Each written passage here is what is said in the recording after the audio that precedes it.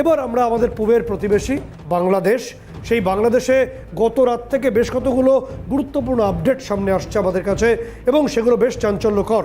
কারণ বাংলাদেশে এই মুহূর্তে মোহাম্মদ ইউনূসের কাছে প্রত্যেকটা ঘন্টাই এখন ভীষণ গুরুত্বপূর্ণ, কারণ তার হাতে বাকি মাত্র এই 12 দিন। এই 12 দিন ট্রাম্প যখন যে মুহূর্তে তিনি শপথ গ্রহণ করবেন, এটা সরাসরি বুঝতে পারছেন ইউনূস যে তিনি প্রচণ্ড চাপের মুখে পড়তে চলেছেন।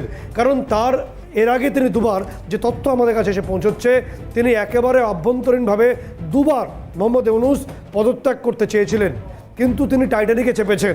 তিনি একাই কেন একটা বোট নিয়ে পালিয়ে যাবেন, বাকিরা ওই জাহাজে ডুববেন, তা তো হতে পারে না। ফলে তার যারা ঘনিষ্ঠ সার্জিস আলম বা হাসনাত আবদুল্লাহ বা মাহফুজ আলম, এরা তাকে ছাড়বে কেন? ফলে জাহাজ যদি ডোবে একসঙ্গে ডুববে। ফলে মোহাম্মদ ইউনূস দুবার যে প্রার্থনা করেছিলেন তাকে অব্যাহতি দেওয়া হোক, সেই অব্যাহতি তিনি পাননি।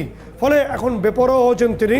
সেই বেপরোয়া হওয়ার জন্য যে তথ্য আমাদের কাছে এসে পৌঁছচ্ছে, আমরা ছবি দেখিয়ে বলবো যে বর্তমানে বাংলাদেশের স্বরাষ্ট্র সচিব যিনি হয়েছেন নাসমুল গনি, এই নাসমুল গনির ছবি আমরা স্ক্রিনে রাখবো। এই নাসমুল গনির ব্যাকগ্রাউন্ডটা কি? যিনি বর্তমানে বাংলাদেশের স্বরাষ্ট্র সচিব, তিনি সারা বিশ্বে নিন্দিত মৌলবাদী গোষ্ঠী হিজবুত তাহরির বাংলাদেশে প্রতিষ্ঠা করেছিলেন এই নাসমুল গনি। এবং তোমাকে বলবো যে ইউনূসের যে নির্দিষ্টভাবে তিনি পাক, দেউলিয়া পাক, যাদের সারা বিশ্বে কোনো ব্যবসা নেই, যাদের অর্থনৈতিক অবলম্বনের জন্য সামরিক অবলম্বন ঘটে গেছে, সেই পাকিস্তানের ব্যবসায়ীদের বাংলাদেশে তিনি আহ্বান করেছেন, তারা পৌঁছেছেন। এবং বলা হচ্ছে যেহেতু পাসপোর্ট কোনো সিকিউরিটি রিজন নেই, এই ব্যবসায়ীদের আড়ালে বেশ কিছু নিষিদ্ধ জঙ্গি গোষ্ঠীর বড় মাথা নাকি বাংলাদেশে গতকালই